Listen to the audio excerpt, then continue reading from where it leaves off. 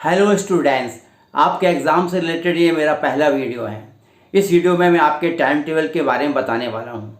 Students, आपने तैयारी शुरू कर दी होगी, बल्कि काफ़ी अच्छी तरह से आप तैयार कर रहे होंगे, एग्ज़ाम के लिए अपने आप को प्रिपेयर कर रहे होंगे।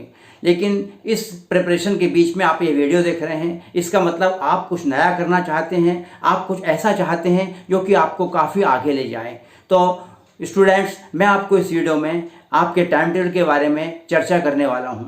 मैं इसमें आपको बताऊंगा कि कैसे आप अपना टाइम टेबल फॉलो करेंगे। आपने टाइम टेबल बना रखा है, पर उसे फॉलो करने का तरीका क्या होगा, इसके बारे में आपसे चर्चा करूंगा। इस वीडियो को अंत तक देखते रहिए। स्टूडेंट्स, जैसा कि आप जानते हैं, मैं प्रिंसिपल अखिलेश शुक्ल सर मोटिवेटर अपने 60 साल की उम्र और 37 वर्ष के अनुभव के साथ ये वीडियो साझा कर रहा हूँ। मैंने अपने सर्विस लाइफ में देखा है कि कैसे स्टूडेंट्स अपने आप को आगे बढ़ाते हैं, कैसे आगे ले जाते हैं, किस तरह से तैयारी करते हैं और उन्हें किस तरह की गाइडेंस की ज़रूरत पड़ती है। वही गाइडेंस मैं आपको देने वाला हूं, इसलिए इस वीडियो को अंत तक ज़रूर देखिएगा। आपका टाइम टेबल प्रिपेयर किया हुआ है। अब सबसे बड़ी बात यह है कि आप किस सब्जेक्ट को कितना वेटेज दे रहे हैं, किस तरह से आप अपने एग्जामिनेशन की तैयारी कर रहे हैं, आपके प्रिपरेशन का तरीका क्या है, वो कौन सा तरीका जिससे आप प्रिपेयर कर रहे हैं। बहुत से लोग, बहुत से एडवाइज़र आपको ये बताते हैं कि कठिन विषय पहले करें, उसके बाद सरल विषय करें। पहले कठिन, उससे सरल, उससे सरल, उससे सरल, इस तरह से क्रम से बताते हैं। लेकिन मैंने अपने अनुभव से जाना है कि कठिन विषय और सरल विषय, यदि आप इस तरह के उलझन में पड़ते हैं, कठिन से सरल की तरफ जाते हैं, तो आपको कुछ परेशानियां होती हैं। इससे बेहतर होगा कि जैसा तरीका मैं आपको बता रहा हूं, उस तरीके को आप फॉलो करें। तो दोस्तों, शुरू करते हैं अपने अनुभव की बात। मैं अपने इस अनुभव की बात में सबसे पहले आपसे चर्चा करूंगा कि आपके विषय कितने हैं, आपके एग्ज़ाम में आपके सब्जेक्ट कितने हैं। यदि आप हाई स्कूल या हायर सेकेंडरी का एग्ज़ाम दे रहे हैं तो आपके पास निश्चित तौर पर 5 या 6 विषय होंगे। यदि आपके पास 6 विषय हैं तो उन 6 विषयों की तैयारी जो आप करेंगे वो कुछ इस तरह से करें जैसा मैं आपको बताने वाला हूँ।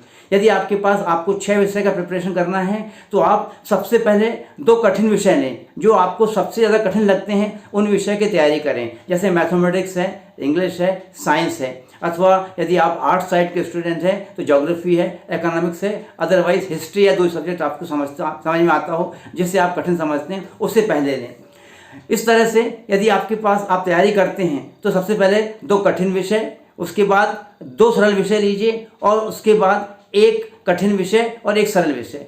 अर्थात आपका जो क्रम रहेगा आपका स्टडी का, 6 विषय आपके यदि हैं तो 6 विषय होने पर आपका जो क्रम रहेगा स्टडी का, जो सीरियल रहेगा वो इस तरह से रहेगा कि पहले आपको 2 कठिन विषय लेना है, उसके बाद 2 सरल विषय लेना है और फिर 1 कठिन और 1 सरल विषय लेना है। इस तरह से आपको प्रिपरेशन करनी है, तैयारी करनी है।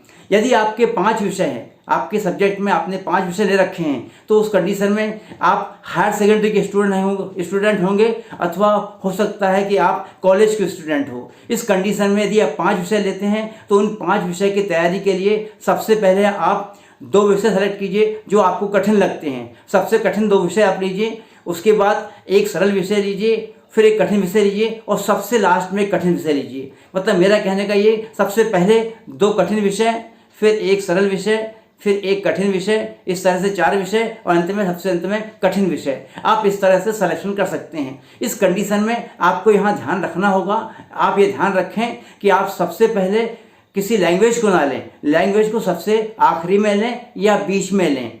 इसी तरह से यदि मैंने आपको बताया कि कैसे आपके 6 विषय हैं और 5 विषय हैं। सपोज कीजिए कि आपके 4 विषय हैं। यदि आप यूजी के स्टूडेंट हैं तो आपको यहाँ थोड़ा सा चेंज करना होगा।